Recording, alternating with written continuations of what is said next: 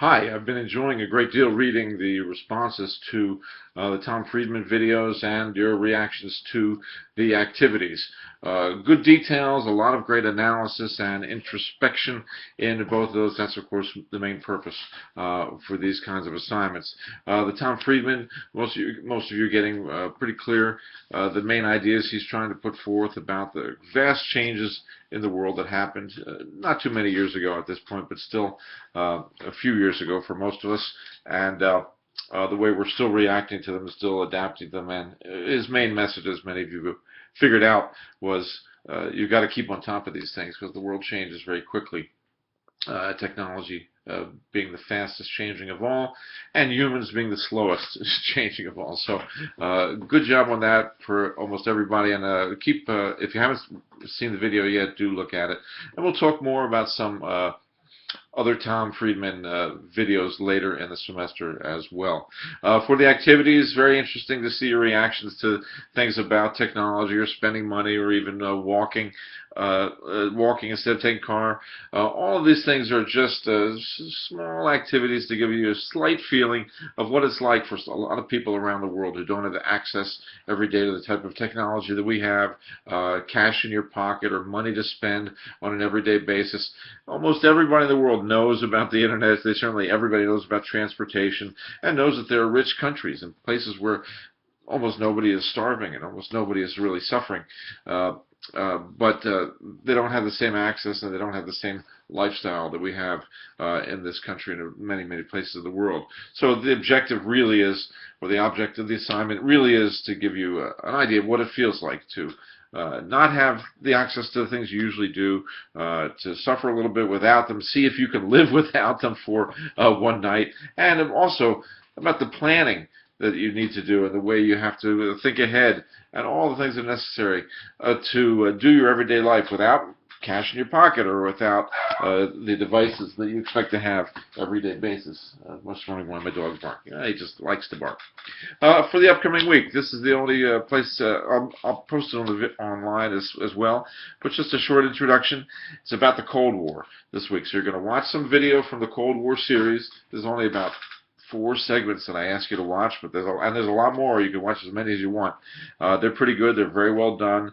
They have original sources. They have the original players, the people who are actually there during the Cold War, taking part, being interviewed. So it's a great primary resource for history in the making, people who were there. So watching that is very valuable. And for the class, understanding the main principles of the Cold War, number 1, during the Cold War, the United States and the Soviet Union both used and as pawns and used for strategic advantage developing countries all over the world, countries that were just recently out of colonization. They were no longer colonies of bigger countries. They had their independence.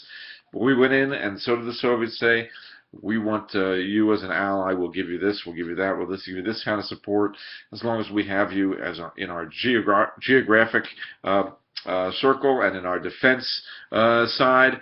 And we don't really care about building up your infrastructure, building up your leadership capabilities, building up your institutions, your technology, your education. Structure, any of those things. The main thing we cared about was having them as an ally. And we supported a lot of dictators and people who did terrible things all over the world. So did the Soviet Union, and that was the reality of politics during that time. So people who study these things, do lay blame on the United States and on the Soviet Union for doing those things during the Cold War. Not that we could have done anything different, not that we should have done anything different. Maybe we could have, maybe we could have. It's up to history to decide. But a lot of the blame for the current state of developing countries is during those 40 years of the Cold War, when they could have developed, when they could have been starting institutions, when they could have had leadership strategies beginning, when they could have had institutions beginning, they didn't. Because of us, because of the Soviet Union, because of the state of the world and the end of the Cold War, the way the end of World War II ended, starting the Cold War. So you have to think about that for yourself and decide for yourself what you think of it. But that's the majority of the consensus of what people who study these things, historians and such, think about it. The other main things about the Cold War are a little more positive. The technology we developed, of course, when we felt we were in an existential crisis, that means our existence was actually being threatened. The investment of money, of time, of intelligent people in large institutions created the technology that we use today for the space race, for the arms race, for missiles, for atomic weapons, for communication, for electronics, for miniaturization. All those things were huge government investments in research, which helped us get to where we are today. So that's another result of the Cold War that you have to look at and examine for yourself and decide what you think of it. So those are the main things I want you to try to absorb. The 2 assignments are Cold War essays, and again on those you're going to be reiterating much of what I've just talked about, but with the background you get from the videos to enhance your perspective on and give you more food for thought when you're looking at those ideas. And the other assignment is Cold War oral history, just to give you something different to do, something more interesting or interesting as well to do. Talk to some real people, people who you know or people who are friends or relatives who were around during the Cold War, who remember it, and ask a few questions. Get a little bit of a perspective on what the world was like then.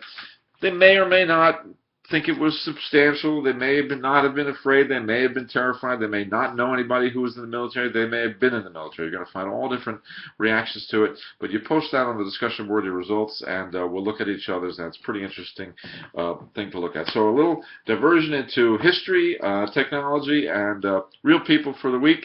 Let me know if you have any questions. As some have asked, when are these things due? Well, today's Friday. Generally, I put the new assignments for the next week up on Friday or Saturday, so you have this weekend to finish what was there already for today, for this week, and all the way till next Sunday to finish these Cold War essays and the oral history assignment. Okay, so let me know if you have any questions. Happy to answer and respond to questions at any time. Thanks for watching, and see you soon.